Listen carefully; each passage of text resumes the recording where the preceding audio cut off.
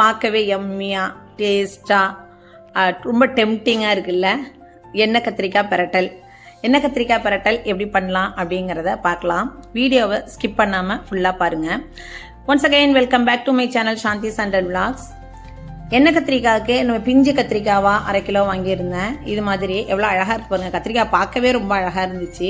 So 1/2 kilo கத்திரிக்காவை வாங்கி நல்லா வாஷ் பண்ணிவிட்டு காம்பை மட்டும் நுனியில் கொஞ்சமாக கட் பண்ணிவிட்டு 3/4 அளவுக்கு காம்பு இருக்கட்டும், அப்போ தான் நல்லாயிருக்கும். இது மாதிரி பின்பக்கமாக கீரல் போட்டுக்கோங்க. பூச்சி இருக்குதா என்னங்கிறத பார்த்துங்க.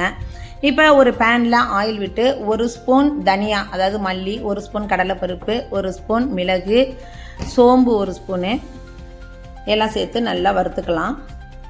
இதில் 4 பட்டை மிளகாய் சேர்த்துருக்கேன். அதையும் சேர்த்து நல்லா வதக்கி அதோட 10 சின்ன வெங்காயம், இது எல்லாத்தையுமே நல்லா வதங்கணுங்க. நல்லா வதங்கின பிறகு ஒரு 2 ஸ்பூன் தேங்காய் துருவி வச்சுருக்கேன். அதையும் சேர்த்து நல்லா வதக்கிக்கலாம். அதோட 2 தக்காளி பழம், எல்லாமே நல்லா வதக்கணும்ப்பா.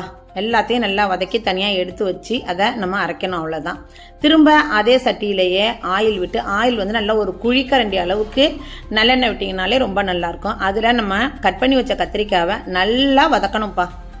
நல்லா வதங்கணும். இந்த பாருங்களேன், நல்லா அப்படி தோல் சுருங்கி கலர் சேஞ்ச் ஆகும், அந்த மாதிரி வதக்கணும். இப்போ அரைச்சி நம்ம வதக்கி வச்சதை மிக்ஸி ஜாரில் நல்லா பேஸ்ட் பண்ணி எடுத்துக்கலாம். அரைச்சி எடுத்தாச்சு. இது கலரும் மாதிரி நல்லா வதங்கிட்டு இப்போ இதில் இந்த அரைச்சி வச்ச மசாலாவை சேர்த்து நம்ம கிளறி விடணும். மிக்ஸி ஜாரையும் கழுவி ஊற்றிக்கலாம். தேவையான அளவு உப்பு சேர்த்துக்கலாம். செம்ம டேஸ்ட்டாக இருக்குங்க. வீடியோவை ஸ்கிப் பண்ணாமல் பாருங்கள், ஃபுல்லாக பாருங்கள். சப்ஸ்கிரைப் பண்ணுங்கள். உங்கள் ஃப்ரெண்ட்ஸ் அண்ட் ரிலேட்டிவ்ஸ்க்கு ஷேர் பண்ணுங்கள். நம்ம நல்லா கிண்டி சுருளை எண்ணெய் பிரிஞ்சு வர்ற அளவுக்கு வதக்கி எடுத்தோம் அப்படின்னாலே எண்ணெய் கத்திரிக்காய் பிரட்டல் ரெடி ஆகிடும். கார்னிஷ் காண்டி கொத்தமல்லி தழை போட்டிருக்கேன், அவ்வளோதான்ப்பா.